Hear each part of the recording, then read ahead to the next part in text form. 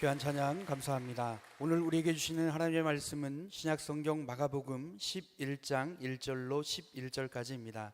제가 가진 성경으로 신약 73쪽에 있습니다. 제가 봉독하겠습니다. 그들이 예루살렘에 가까이 와서 감람산 벳바게와 베다니에 이르렀을 때에 예수께서 제자 중 둘을 보내시며 이르시되 너희는 맞은편 마을로 가라. 그리로 들어가면 곧 아직 아무도 타보지 않은 나귀 새끼가 매어 있는 것을 보리니 풀어 끌고 오라.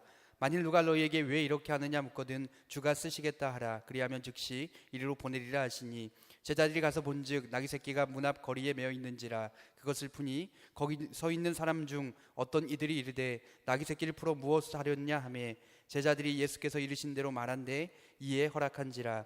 나귀 새끼를 예수께로 끌고 와서 자기들의 겉옷을 그 위에 얹어 놓음에 예수께서 타시니 많은 사람들이 자기의 겉옷을 또 다른 이들은 들에 벤 나뭇가지를 길에 퍼며 앞에서 가고 뒤에서 따르는 자들이 소리 지르되 호산나 찬송하리로다. 주의 이름으로 오시는 이여 찬송하리로다. 오는 우리 조상 다윗의 나라여 가장 높은 곳에서 호산나 하더라. 예수께서 예루살렘에 이르러 성전에 들어가사 모든 것을 둘러보시고 때가 이미 저물매 12제자를 데리고 베다니에 나가시니라. 우리를 위한 하나님의 말씀입니다. 이제 담임 목사님께서 호산나 찬송하리로다 라는 제목으로 하나님의 말씀 전해주시겠습니다. 살아계신 하나님, 이 시간 저희들이 하나님의 음성을 듣기 원합니다. 종의 모습을 감추시고 성령께서 역사하사 하나님의 말씀만 대언케 하여 주옵소서. 예수님의 이름으로 기도합니다. 아멘. 오늘은 종려주일입니다. 종려주일은 예수님이 유월절을 앞에 두고 십자가 지시기 위해서 예루살렘에 입성하신 것을 기념하는 주일입니다. 예수님이 긴 여정을 끝내고 예루살렘 성에 입성하셨습니다. 예수님이 제자들에게 처음 예루살렘에 가서 십자가에 달려 죽을 것이다 라는 것을 말씀하신 것은 마가복음 8장에서였습니다. 물론 예수님은 자신이 십자가에 달려 죽으실 것을 미리 다 아셨습니다. 그러나 마가복음 8장에서 제자들이 주는 그리스도십니다 라는 신앙 고백을 한 후에 최초로 제자들에게 예루살렘에 가서 십자가에 달려 죽을 것을 예고하신 것입니다. 그런 후에 예수님은 십자가 지시기 위해서 예루살렘으로 출발하셨습니다. 아마 비장한 각오로 예루살렘을 향해서 올라가셨을 것입니다. 누가복음 19장 28절을 보면요, 예수님이 예루살렘을 향해 가실 때 앞장서서 가셨고 그 뒤에 제자들이 따라왔습니다. 마가복음 9장에서는 예루살렘으로 가는 도중에 변화산에 올라가셔서 변모되신 일이 기록되어 있는데, 같은 것이 기록되어 있는 누가복음 9장을 보면요, 그때 모세와 엘리야가 나타나서 예수님과 함께 대화를 나눴는데 그 대화의 주제가 예루살렘에 가서 예수님이 별세하실 것, 돌아가실 것에 대한 대화였습니다. 마가복음 10장 32절 이하 말씀을 보면요, 예수님이 예루살렘으로 올라가는 길에 다시 한번 십자가를 예고하십니다. 그리고 10장 45절을 보면요, 여리고에서 일어난 일이 이제 기록되어 있습니다. 그리고 드디어 11장 1절을 보면 예루살렘 근교인 베다니에 도착하셨습니다. 여리고는 예루살렘에서 한 장정이 하루길 정도 걸어갈 정도 떨어진 그러한 거리였거든요. 여리고도 예루살렘 가까이 있었죠. 그런데 이 베다니는 예루살렘 바로 턱 밑이었습니다. 마가복음 11장 1절 말씀을 함께 읽겠습니다. 시작. 그들이 예루살렘에 가까이 와서 감람산 벳바게와 베다니에 이르렀을 때에 예수께서 제자 중 둘을 보내시며. 이 벳바게와 베다니는 다 감람산 기슭에 있는 동네였습니다. 감람산 서쪽에 예루살렘이 있었고요, 감람산 정상에서 동쪽으로 내려가 보면 한 10분 정도 내려가면 벳바게가 있었고, 거기서 한 1km 정도 더 내려가면 베다니가 있었습니다. 이 베다니에서 예루살렘까지는 한 4km 정도 떨어진 그런 거리였습니다. 드디어 예수님이 예루살렘 바로 밑 동네까지 오신 것입니다. 이 감난산 벳바게와 베다니에 이르렀을 때 예수님께서 두 제자를 그 동네 마을로 보내십니다. 그래서 나귀 새끼를 끌고 오도록 했습니다. 제자들이 나귀 새끼를 끌고 오자 예수님이 그 어린 나귀를 타시고 예루살렘 성에 들어가신 것입니다. 예수님이 이 나귀 새끼를 타고 예루살렘 성에 들어가실 때 많은 사람들이 자기들의 겉옷을 벗어서 예수님 가시는 길에 깔아드리고 또 나무 가지를 꺾어서 예수님 가시는 길에 깔고 두 손에 들고 흔들면서 외쳤습니다. 호산나, 찬송하리로다. 주의 이름으로 오시는 이여 호산나. 그렇게 외치면서 환영했습니다. 그래서 오늘을 종려주일이라고 부르는 것입니다. 예수님이 예루살렘에 들어가신 그날이 주일이었고요. 또 종려나무 가지를 꺾어서 흔들면서 예수님을 환영했기 때문입니다. 종려나무는 유대인들에게 번영과 승리를 상징했습니다. 그래서 말이죠, 기쁜 일이 있으면 종려나무 가지를 꺾어서 흔들었는데 특별히 왕의 입성이나 아니면 장군이 전쟁에서 승리하고 개선할 때 환영할 때 최고의 경의를 표하기 위해서 이 종려나무 가지를 꺾어서 흔들면서 환영했다는 것입니다. 그러니까 예수님이 마치 왕이 성에 입성하는 것처럼 대대적인 환영을 받은 것입니다. 이처럼 예수님의 예루살렘 입성 기사는요, 마태, 마가, 누가, 요한 이 사복음서에 다 기록되어 있습니다. 그만큼 예수님의 예루살렘 입성이 의미가 있고 중요한 사건이었다라는 사실을 보여주는 것입니다. 예수님은 아주 공개적인 방법으로 예루살렘 성에 들어가셨습니다. 당시 유대 지도자들이나 로마 당국자들은요, 예수님에 대해서 적대감을 가지고 있었습니다. 유대 지도자들에게는 예수님께서 그들의 기득권을 도전한다고 생각했고요. 그리고 로마 당국자들은 당시 유대는 로마의 식민지였거든요. 자기들의 지배권을 도전하는 그 지배를 도전하는 세력이라고 그렇게 여겼기 때문에 그랬습니다. 그래서 많은 사람들이 예수님을 따르면 따를수록 그들은 예수님을 없애야 되겠다고 하는 생각을 더 많이 했을 것입니다. 더구나 그때는 유월절을 앞두고 있었을 때였습니다. 유월절은요, 우리가 아는 것처럼 이스라엘 백성들이 애굽에서 종생활할 때 하나님이 모세를 보내셔서 이스라엘 백성들을 해방시켜 주신 구원하신 그날을 기념하는 절기 아닙니까? 당시 이스라엘 백성들은 로마의 지배를 받고 있었습니다. 그래서 6월절이 되면 다시 옛날 그들이 애굽에서 해방된 것처럼 로마로부터 해방될 것을 기대하며 민족 독립에 대한 열망이 더욱 커졌습니다. 더구나 그때는 말이죠, 예수가 많은 제자들을 이끌고 예루살렘으로 올라오고 있었을 때입니다. 그렇기 때문에 다른 어떤 때보다 더욱 6월절이 됐을 때 긴장이 고조됐을 것입니다. 그런데 이런 상황에서 예수님이 은밀하게 예루살렘 성에 들어간 것이 아니고요, 아주 대대적인 환영을 받으면서 공개적으로 예루살렘 성에 입성하셨다는 겁니다. 그때 예수님은 어린 나귀 새끼를 타고 예루살렘 성에 들어가셨습니다. 그 당시에 예루살렘에 사는 인구가 말이죠, 약 10만 명 정도 됐다고 합니다. 지금이면 10만 명 도시, 그렇게 큰 도시 아니지만 그 옛날에는 아주 큰 도시였죠. 10만 명 대단한 인구입니다. 그런데 6월절이 되면 한 10만 명 정도가 더 몰려왔다고 합니다. 그러니까 예루살렘에 약 20만 명이 몰려든 것입니다. 대단하죠.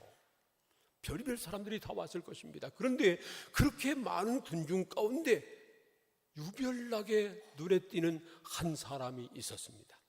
바로 예수님 있죠. 왜냐하면 예수님께서는 어린 나귀 새끼를 타고 계셨기 때문에 그렇습니다. 성인 남자가 말도 아니고 말이죠, 나귀 새끼를 탔습니다. 그 모양이 우스꽝스러웠을 겁니다. 사람들의 시선을 끌기 적당한 거죠. 그런데 더군다나 수많은 사람들이 예수님의 앞서고 뒤서고 뒤따르고 그러면서 말이죠, 옷을 벗어 깔아드리고 그리고 종려나무 가지를 꺾어서 흔들면서 외쳤습니다. 호산나, 찬송하리로다. 주의 이름으로 오시는 이여, 오는 우리 조상 다윗의 자손이여, 호산나, 찬송하리로다. 그렇게 외쳐댄 겁니다. 그래서 예수님을 환영하는 이 호산나 소리가 예루살렘 온 성에 가득했을 것입니다. 예루살렘 어디 있든지 그 소리를 못 들은 사람이 없었을 것입니다. 이처럼 예수님은 어린 나귀 새끼를 타시고요, 대대적인 환영을 받으면서 예루살렘 성에 들어가셨습니다. 왜 그렇게 하셨을까요? 첫 번째로 성경을 이루려고 그렇게 하신 것입니다. 마태복음 21장 2절부터 5절까지 말씀 우리 함께 읽겠습니다. 다 함께 시작. 이르시되 너희는 맞은편 마을로 가라. 그리하면 곧 메인 나귀와 나귀 새끼가 함께 있는 것을 보리니 풀어 내게로 끌고 오라. 만일 누가 무슨 말을 하거든 주가 쓰시겠다 하라. 그리하면 즉시 보내리라 하시니 이는 선지자를 통하여 하신 말씀을 이루려 하심이라. 일러스되 시온 딸에게 이르기를 내 왕이 내게 임하나니 그는 겸손하여 나귀 곧 멍에 매는 짐승의 새끼를 탔도다 하라 하였느니라. 예수님이 제자들을 지켜서 나귀 새끼를 데려오도록 끌고 오도록 그렇게 하고요, 그것을 타고 예루살렘 성에 들어가신 이유가 구약 스가랴 9장 9절 말씀을 이루게 하려고 그러셨다는 것입니다. 스가랴 9장 9절 말씀은 이렇습니다. 시온에 따라 크게 기뻐할지어다. 예루살렘에 따라 즐거이 부를지어다. 보라, 내 왕이 내게 임하시나니 그는 공의로우시며 구원을 베푸시며 겸손하여서 나귀를 타시나니 나귀의 작은 것 곧 나귀 새끼니라. 이 말씀이 그대로 이루어지게 하시려고 예수님이 나귀 새끼를 타고 예루살렘 성에 들어가셨다는 것입니다. 이처럼 예수님에게 있어서 최고의 가치는 하나님의 말씀, 성경 말씀을 자기를 통해서 그대로 이루어지게 하는 것이었습니다. 마가복음 11장 11절을 보면요, 예수님이 예루살렘에 들어가셔서 성전을 한번 둘러보시고 그냥 베다니로 내려가십니다. 그리고 다음 날 다시 와서 성전을 청결케 하시는데 15절 이하 말씀을 보면 성전에 들어가셔서 매매하는 자들, 돈을 바꾸는 자들, 비둘기 파는 자들, 그들을 다 쫓으셨습니다. 그리고 아무 물건이나 가지고 성전을 지나가지 못하도록, 물론 성전 뜰을 말하는 거죠, 그렇게 금지시키셨습니다. 그러면서 이런 말씀을 하셨죠. 마가복음 11장 17절 말씀 함께 읽겠습니다. 시작. 이에 가르쳐 이르시되 기록된 바 내 집은 만민이 기도하는 집이라 칭함을 받으리라고 하지 아니하였느냐. 너희는 강도의 수고를 만들었도다 하시매. 이때 예수님이 하신 말씀은요, 이사야 56장 7절 말씀, 그리고 예레미야 7장 11절 말씀을 인용하신 것입니다.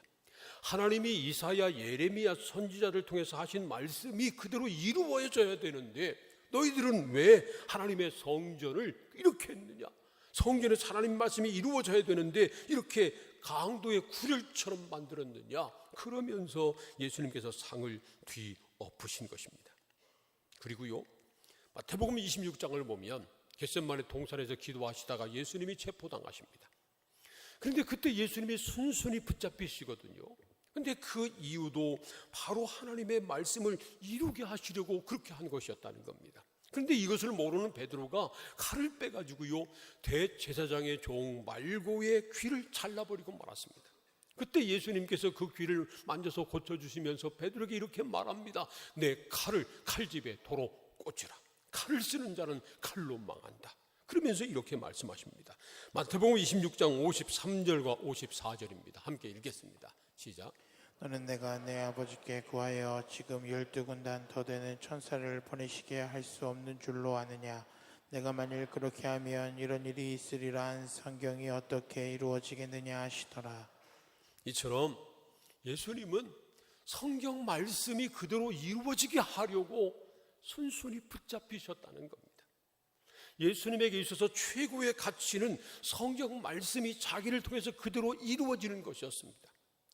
그래서 나귀 새끼를 타고 우스꽝스러운 모습이지만 성경을 이루게 하시려고 그 나귀 새끼를 타고 예루살렘에 들어가셨고요, 순순히 붙잡히셔서 마지막 십자가에 달려 죽으신 것도 다름 아니라 하나님의 말씀이 자기를 통해서 그대로 이루어지게 하시려고 그렇게 하신 것이었다는 겁니다.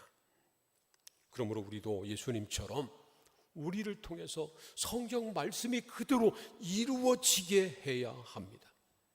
마태복음 5장 18절 말씀을 보면 예수님이 말씀하시기를 천지가 없어지기 전에는 율법의 1.1획도 결코 없어지지 아니하고 다 이룰 것이다. 그렇게 말씀했습니다. 여러분, 하나님의 말씀은 없어지지 않고 그대로 다 이루어지는 것을 믿으시기를 바랍니다. 하나님의 말씀은 그대로 이루어지는데 이왕이면 그 하나님의 말씀이 우리를 통해서 이루어진다면 얼마나 좋을까요? 간절히 바라기는 저와 여러분을 통해서 하나님의 말씀이 이루어지기를 원합니다. 이 나귀 새끼 한번 생각해 보세요. 스가랴 9장 9절 말씀이 이루어지려면 나귀 새끼가 필요했습니다. 예수님은 반드시 그 말씀대로 새끼 나귀를 타고 예루살렘 성에 들어가셔야 됐습니다. 그런데 바로 그 나귀 새끼가 예수님에게 쓰인 겁니다. 처음에 말이죠, 제자들이 이 나귀 새끼를 끌고 왔을 때 이 어린 나귀, 이 나귀 새끼는요 굉장히 못마땅했을 것입니다. 아니, 낯선 사람이 갑자기 와서 자기를 끌고 가니까 억지로 따라갔는데, 그것도 처음 보는 사람이 예수님이죠. 자기를 올라타는 겁니다. 아직도 한 번도 사람이 타본 적이 없는 그런 어린 나귀 새끼였습니다. 그러니까 말이죠, 사람이 타는 것이 얼마나 낯설고 고통스러웠겠어요. 그러니까 말이죠, 몸을 빼려고 허리를 뒤틀고 막 그랬을 것입니다. 그래도 어쩔 수 없이 억지로 이제 예수님이 타셨으니까 예수님을 태우고 가는데 많은 사람들이 몰려드는 겁니다. 그리고 수많은 사람이 그 자기가 가는 길 앞에 옷을 깔아주기도 하고 나무를 꺾어서 깔기도 하고, 그리고 외쳤습니다. 호산나, 주의 이름으로 오시는 이여 찬송할지어다, 호산나. 그렇게 외쳐대는 걸 보고요, 처음에는 이 나귀 새끼가 자기 보고 사람들이 환영하는 소리를 지르는 줄 알고 그렇게 생각했을지도 모릅니다. 그래서 말이죠, 허리를 비틀던 허리가 갑자기 으쓱으쓱해지고 내가 대단하다 그런 생각을 했을지 모릅니다. 정말 그래요. 이름 없는 나귀 새끼지만 예수님께서 타시니까 그런 영광을 받게 됐고요. 그리고 스가랴 9장 9절 말씀에서 말씀하신 그 말씀을 이루어드리는 나귀가 된 것입니다. 바라기는 저와 여러분이 하나님의 말씀을 이루는 도구가 되기를 소원합니다. 하나님의 말씀이 저와 여러분을 통해서 이루어지기를 소원합니다. 사랑하는 성도 여러분, 우리의 삶이 예수님처럼 하나님의 말씀이 이루어지게 하는 그러한 삶이 될 수 있기를 축복합니다. 두 번째로, 예수님은 자신이 그리스도이심을 보여주기 위해서 나귀 새끼를 타고 예루살렘 성에 들어가셨습니다. 마가복음 11장 2절부터 6절까지 말씀 함께 읽겠습니다. 시작. 이르시되 너희는 맞은편 마을로 가라. 그리로 들어가면 곧 아직 아무도 타보지 않은 나귀 새끼가 매어 있는 것을 보리니 풀어 끌고 오라. 만일 누가 너희에게 왜 이렇게 하느냐 묻거든 주가 쓰시겠다 하라. 그리하면 즉시 이리로 보내리라 하시니, 제자들이 가서 본즉 나귀 새끼가 문 앞 거리에 매어 있는지라. 그것을 푸니 거기 서 있는 사람 중 어떤 이들이 이르되 나귀 새끼를 풀어 무엇 하려느냐 하매, 제자들이 예수께서 이르신 대로 말한대 이에 허락하는지라. 이 말씀은 우리로 하여금 궁금증에 빠지게 합니다. 예수님이 제자 둘을 마을로 보내면서 나귀 새끼가 매여 있을 텐데 풀어서 끌고 와라, 그렇게 말씀합니다. 그리고 누가 왜 그러냐 그러면 주가 쓰시겠다고 해라, 그렇게 말을 하고 시켰습니다. 그래서 제자들이 그 동네 들어가 봤더니 정말 어느 집 문 앞에 나귀 새끼가 매어져 있는 겁니다. 그걸 풀었습니다. 그랬더니 왜 그러냐고 묻습니다. 그래서 주가 쓰시겠다고 합니다. 했더니 그냥 가져가라고 놔둬서 그걸 끌고 예수님에게 왔고요. 그래서 예수님이 그 나귀 새끼를 타고 예루살렘 성에 들어가신 겁니다. 어떻게 이런 일이 있을 수 있을까요? 두 가지 가능성이 있습니다. 최소한 두 가지 가능성이 있어요. 하나는요, 예수님이 미리 준비해 놓으신 겁니다.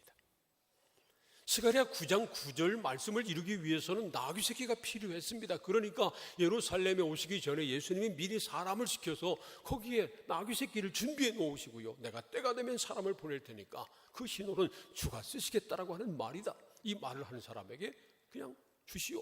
그래가지고 말이죠, 예수님이 미리 다 준비해 놓으시고 그대로 한 겁니다. 그럴 가능성이 있습니다. 또 한 가지 가능성은요, 예수님의 초월적인 인지 능력과 예수님의 주되심 때문에 이 일이 이루어졌다 하는 것입니다. 예수님이 미리 준비해 놓으신 건 아니고요, 또 예수님이 거기에 가보신 것도 아니죠. 그러나 그 동네 거기에 나귀 새끼가 매여져 있다고 하는 것을 예수님이 아셨다는 겁니다. 미리 아셨다는 겁니다. 왜냐하면요, 예수님의 인지 능력 때문에 그렇습니다. 예수님이 여리고성에 가서 삭개오를 만났는데 그때 예수님은 삭개오를 미리 본 적이 없어요. 그의 이름을 들은 적이 없어요. 그러나 예수님을 만나기 위해서 나무에 올라가 있던 그 삭개오, 예수님이 아셨습니다. 이름도 아시고 그 사정도 아셔서 삭개오에게 삭개오야 내려와라, 내가 오늘 네 집에 유해야 되겠다, 그렇게 말씀하신 것처럼 예수님이 초월적인 인지 능력으로 아셨다는 겁니다. 그리고 그 주인에게 예수님께서 주가 쓰시겠다라고 하는 말씀하신 것을 제자가 말했더니 예수님의 주되심에 그 놀라운 권위에 그대로 굴복하고 뭐 가져가십시오, 그렇게 말했다는 것입니다. 여러분 보기에는 어느 쪽일 것 같아요? 뭐 우리는 정확하게 모릅니다. 성경이 정확하게 말씀하고 있지 않기 때문에 그렇습니다. 그러나 우리가 분명히 알 수 있는 한 가지 사실은 있습니다. 바로 예수가 주님이시라는 겁니다. 예수가 그리스도시고 예수가 주 되신다는 것입니다. 사랑하는 성도 여러분, 우리 예수님께서 모든 것의 주님이신 것을 믿으시기를 바랍니다. 우리 예수님께서 우리 모두의 주가 되시는 것을 믿으시기를 바랍니다. 사실 예수님은 그리스도시요 주님이신데 스스로 자기를 일컬어서 주라고 말씀하지 않으셨습니다. 스스로를 일컬을 때는 인자, 사람의 아들이라고 그렇게 말씀하셨습니다. 제자들이 예수가 그리스도인 것을 알고 주요 그리스도라고 고백했을 때는요, 이 말을 다른 데서 말하지 말라, 그렇게 경고하시기도 하셨습니다. 그런데 십자가를 지시기 위해서 예루살렘으로 들어가실 때는 자기가 주라고 하는 사실, 그리스도라고 하는 사실을 밝힌 겁니다. 이 주라고 하는 말은 헬라어로 큐리오스라고 하는 말인데요, 당시 로마 황제에게 썼던 말입니다. 또 신약 성경을 보면 예수 그리스도에게만 붙였던 말이기도 합니다. 마가복음 8장 29절을 보면 베드로가 예수님에게 주는 그리스도이십니다 고백을 했습니다. 물론 이때 이 말을 듣자마자 예수님께서 자기 일을 아무에게도 말하지 말라고 그렇게 경고하기도 하셨습니다. 그런데 예루살렘 성에 입성하시면서 예수님께서 자기가 주 되심을 밝히신 겁니다. 그래서 주가 쓰시겠다고 해라, 그렇게 말하라고 했고요, 그대로 말했더니 그 사람이 그걸 허락해 준 것입니다. 이처럼 예수님께서는 자기 자신이 주요 그리스도이심을 밝히기 위해서 공개적으로 예루살렘 성에 들어가셨다는 것입니다. 그러나 아이러니하게도 예수님은 나귀 새끼를 타시고 예루살렘 성에 들어가셨습니다. 예수님이 의도적으로 나귀 새끼를 타고 가신 이유가 있었을 겁니다. 물론 스가랴 9장 9절 말씀, 성경 말씀을 이루기 위한 것이었습니다. 뿐만 아니라 예수님은 최소한 두 가지를 보여주고 싶었습니다. 스가랴 9장 9절 말씀처럼 예수님은 겸손하시다고 하는 것을 보여주시기 위한 것이었고요, 또 하나는 평화의 왕으로 오셨다고 하는 것을 보여주시기 위해서 그렇게 하신 것입니다. 만약 그때 예수님이 말을 타고 갔다면 그 모습이 정말 위험에 찬 권위가 있는 그런 모습이었을 겁니다. 그런데 예수님은 나귀, 그것도 새끼 나귀를 타고 있었습니다. 그러니 그 모습이 무서웠죠. 그런데 예수님은 그 나귀 새끼를 타심으로 자기를 높인 것이 아니라 자기를 낮추신 것입니다. 오히려 자기의 겸손함을 보여주시기 위해서 그렇게 하신 겁니다. 그리고 마지막은요, 십자가에 달려 죽기까지 복종하셨잖아요. 또한 예수님께서 자기가 평화를 위해서 왔다고 하는 것을 보여주기 위해서 나귀 새끼를 타신 것입니다. 옛날에는요, 전쟁할 때 말이 가장 중요한 수단이었습니다. 옛날 몽고가 말이죠, 전 유럽을 제패했잖아요. 그 이유가 징기스칸과 몽고 군사들이 말을 잘 다루었기 때문에 그렇습니다. 말 때문에 세계를 제패한 겁니다. 이 말은 전쟁과 승리의 상징이었습니다.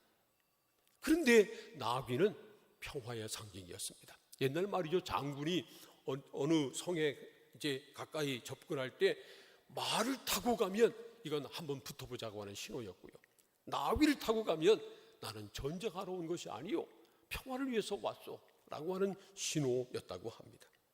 그때 말이죠, 6월절은 다가오고 예수님은 제자들을 이끌고 예루살렘에 오는데 로마 당국자들이 긴장했을 겁니다. 큰일 났다. 더군다나 예수님이 예루살렘에 왔을 때 수많은 사람들이 예수님 앞서서 가고 뒤따르면서 호산나 찬송하리로다 주의 이름으로 오시는 이여 외쳐댔습니다. 그런데 말이죠, 주시하고 있던 로마 당국자들이 예수님이 나귀 새끼를 타신 그 모습을 보자마자 안심했을 겁니다. 아, 예수는 전쟁하러 오지 않았구나. 예수는 평화를 위해서 왔구나. 이 사실을 금방 눈치채고 안심했을 것입니다. 이처럼 예수님은요, 나귀 새끼를 타고 예루살렘 성에 입성하심으로 자신이 평화를 위해서 온 평화의 왕이라고 하는 사실을 드러내신 것입니다. 그리고 마지막 십자가 달려 죽으심으로 이 세상 모든 사람들의 죄를 대신 담당하심으로 온 세상에 평화를 주시는 평화의 왕이 되신 것입니다. 예수님은 세상을 구원하시기 위해서 사람의 몸을 입고 세상에 오셨고요, 나귀 새끼를 타고 예루살렘에 들어가셔서 마지막은 화목 제물로 십자가에 달려 죽으심으로 온 세상에 평화의 제물이 되신 것입니다. 그래서 우리가 예수 그리스도의 은혜로 화평을 누리게 됐습니다. 하나님과 화평을 누리고 감히 하나님을 아버지라고 부르는 사람이 됐고요, 그리고 세상 모든 사람과 더불어 평화를 누릴 수 있게 된 것입니다. 사랑하는 성도 여러분, 예수는 그리스도시요 우리의 주님이십니다. 예수가 그리스도요 주님이신 사실을 믿고 고백할 수 있기를 축복합니다. 우리가 예수를 주와 그리스도로 믿고 고백한다면 우리도 예수님처럼 겸손하게 끝까지 하나님의 뜻에 복종해야 되고요, 그래서 우리를 통해서 하나님의 뜻이 이루어지게 만들어야 되고요, 그리고 하나님과 화평을 누리고 모든 사람과 더불어 화목해야 합니다. 그런데 그게 왜 이렇게 힘든지 몰라요. 우리 자신을 겸손하게 낮추는 것도 힘들고요, 하나님과 더불어 화평을 누리며 살고 모든 사람과 더불어 화목하는 것도 쉽지 않아요. 우리가 날마다 경험하잖아요. 근데 왜 그럴까요? 왜 그게 힘들까요? 이유는 간단합니다. 우리가 죄인이기 때문입니다. 우리가 연약한 죄인이기 때문에. 그래서 죄의 본성은 교만이고요, 그리고 서로 싸우는 겁니다. 그래서 우리에게 기도가 필요합니다. 예수님 말씀처럼 기도밖에는 없기 때문에 그렇습니다. 동료 주일에 예루살렘 성에 입성하시는 예수님을 향해서 소리 질렀던 사람들의 외침, 호산나. 이 호산나는요, 사실 찬송의 소리가 아니라 기도 소리였습니다. 지금은 우리가 호산나 하면 찬송의 가사로 생각하지만 사실은 그 호산나는 기도 소리였습니다. 호산나의 뜻은요, 지금 구원하소서, 그런 말입니다. 지금 구원하소서. 당시 6월절 예수님이 예루살렘 성에 입성할 때 그때 유대는 로마의 지배 아래 있었습니다. 수많은 사람들이 옛날 6월절이 다시 한번 일어나기를 원했습니다. 민족의 해방을 소망하면서 하나님 앞에 간절히 외친 겁니다. 호산나, 지금 구원해 주십시오. 지금입니다. 간절히 외친 겁니다.